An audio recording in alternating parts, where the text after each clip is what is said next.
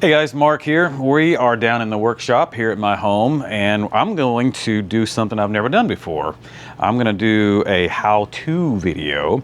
I'm going to show you how to make an elephant, an elephant out of a fork. And we're going to use this old fork right here, and I'm just going to walk you through it. I'm going to show you how I make elephants out of forks.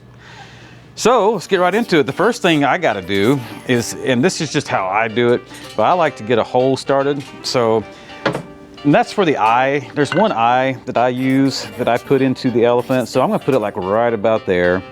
Okay, so if you can see that. And I just make a little mark with my punch. Hopefully you can see that.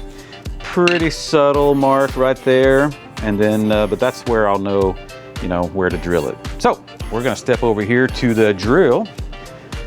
Donnie and I are do the tango here so he can get to everything. So here's my drill press. So you just put it right here, and we're gonna get in pretty close so you can see this.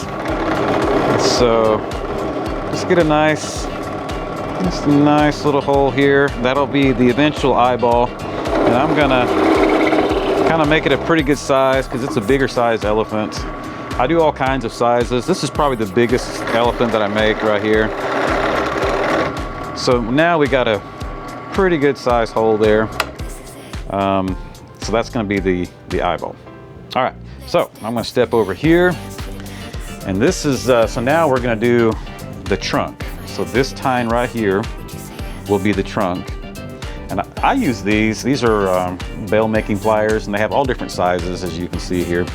But I use these right here. This is what I use. And so what you're gonna do, you're gonna take these and you're gonna grab that tine, which will be the eventual trunk of the elephant, kind of like this, okay? And then you just start working that just like this until you wanna have that trunk raised up, right? We'll say they call that good luck or something when the trunk's raised. So this will make sense in a little while. But you wanna do something like this, kind of like that, okay? And that's about all you need right there. So then I'm gonna go back over to the cutter here.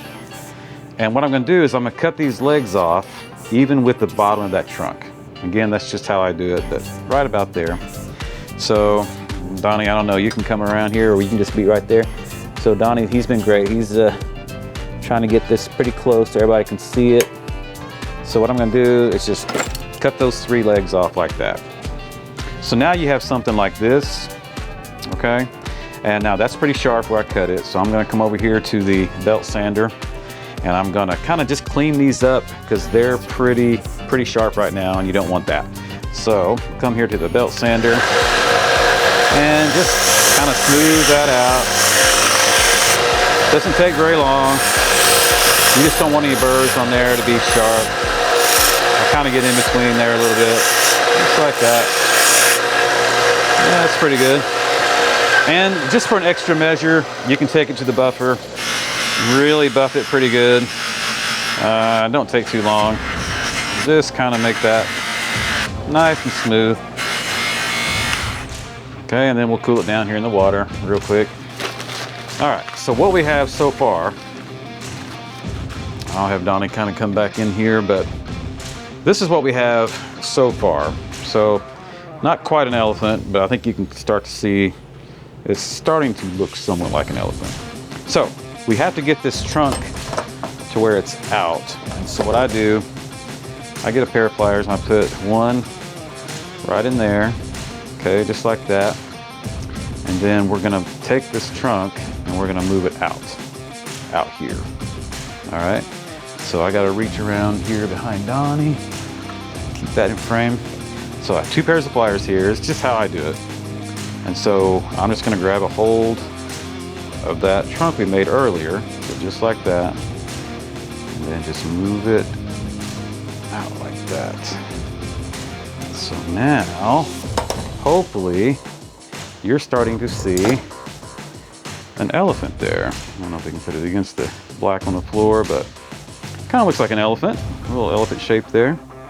So I like to make them into a necklace. So you come back over here to the cutter, right about in here. It doesn't have to be laser cut or anything, laser measure, just right about in there. We'll cut that off, and we'll use this piece for later. You can see I cut a lot of silverware. I use a lot of pieces. We'll save that for later. And then we'll come back over here. Donnie and I will do the tango again. Back to the belt sander, because again, we cut that off, and so we want that to be nice and smooth. So we're gonna cut that. We cut it already, and so now we're going to smooth it down with the grinder. And one more time to the buffer, just to make sure it's nice and smooth. All right, a little hot, so we'll cool it down. And so now what we have is this right here. It's looking more and more like an elephant necklace all the time, I hope anyway.